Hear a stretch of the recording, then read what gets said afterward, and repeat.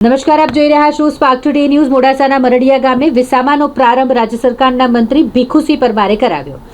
આગામી 1 સપ્ટેમ્બરથી 7 સપ્ટેમ્બર સુધી અંબાજી ખાતે જગવિખ્યાત ભાદરવી પૂનમનો મેળો યોજાવાનો છે। દર વર્ષની જેમ ચાલુ વર્ષે પણ દૂર દૂરથી લાખો માઈ ભક્તો પગપાળા અંબાજી જવાના છે।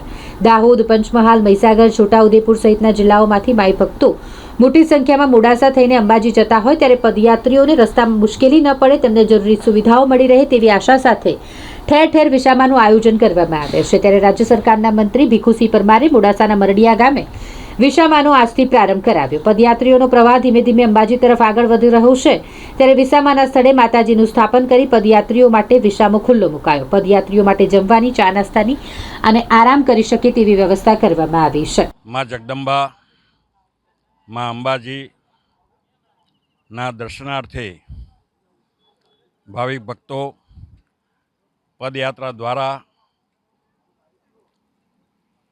આ વિસ્તાર અને જુદા જુદા જિલ્લાઓમાંથી પદયાત્રીઓ અહીંથી જતા હોય છે।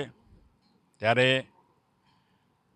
પદયાત્રીઓને એમને થોડો વિસામો મળે એના માટે મારા દીકરા રણજીતસિંહ, બીજા કિરણસિંહ અને ભાઈ પ્રવીણસિંહ ઉર્ફે વાઘ જેવું કામ છે એમનું, અને એમની ટીમ એ બધાએ ભેગા મળીને આ વિસામાનું આયોજન કરવામાં આવ્યું છે। આજે આ વિસામો ખુલ્લો મૂકવામાં આવ્યો છે ત્યારે આજના પવિત્ર પ્રસંગે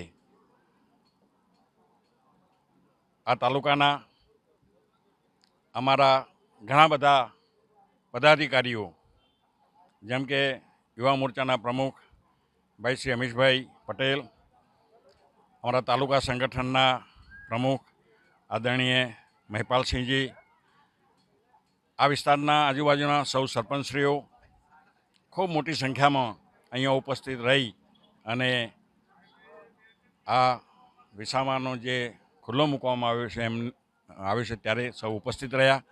એ સૌનો પણ હું આ તબક્કે ખૂબ ખૂબ આભાર માનું છું।